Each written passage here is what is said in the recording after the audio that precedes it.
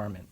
Chief Patterson will be providing additional information regarding tonight's incident involving one of our officers being shot and an officer-involved shooting. Keep in mind the chief will have preliminary information only, and the investigation will be lengthy and ongoing. Joining her this evening are our Mayor, Janet Cowell, City Manager Marshall Adams-David, Deputy Chiefs Rico Boyce and Zachary Laschetti, and Chief of Staff Amanda Roll. After her statement, we will take a few questions.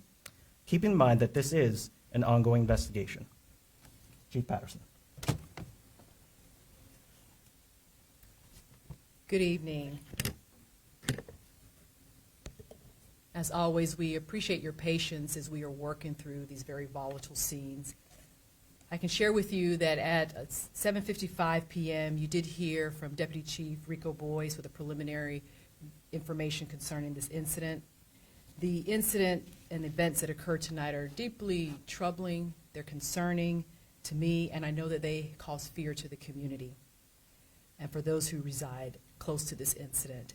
I certainly understand your concerns and I understand those fears, but I want you to know that Raleigh is a strong community, a resilient community, and we will get through this together.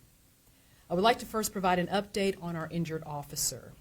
As previously shared, our officer was struck by gunfire and transported to the hospital. He is out of surgery and is currently listed in critical condition. I certainly want to say thank you to the WakeMed staff for their tremendous and incredible care of our officer, and I know that they will continue to take very good care of him. At the request of the officer's family, we are not releasing his name at this time. In addition to the update regarding our officer, we can now report that a second adult male involved in this incident was transported from the scene to the hospital and has died. We are awaiting next of kin notification before releasing this individual's name. Here are some more details that I can share with you.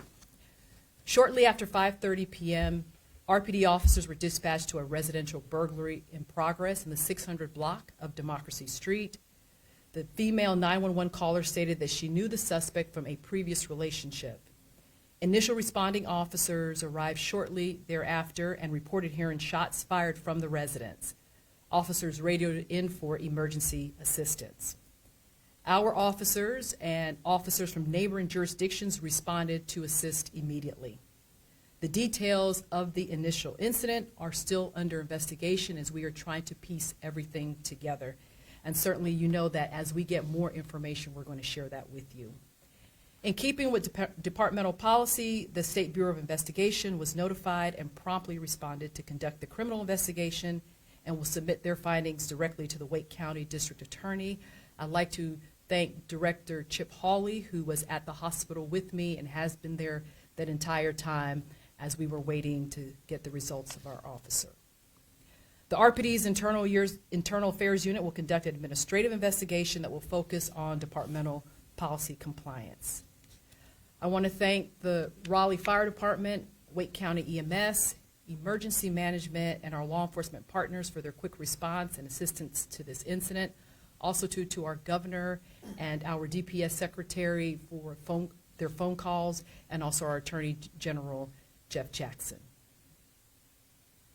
Most of all, I want to thank the community for your patience. The last couple of days have been a difficult time for our police department and for our city.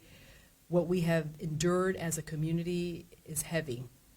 We do ask that if anyone has any information that they can share concerning this incident today, that you will report that to Crime Stoppers at 919-996-1193. As a standard protocol and in the spirit of transparency, I will be releasing a 5-day report providing additional details regarding this incident. With that, I will take a few questions. Julian Graves, Chief Patterson, I know this is a very fluid investigation, but does your department believe anyone else may be involved with this? At this time, we do not believe that. We believe that this is contained and has been an isolated incident to that residence. Certainly, though, if anybody has any additional information that they can provide, we ask that you share that through Crime Stoppers.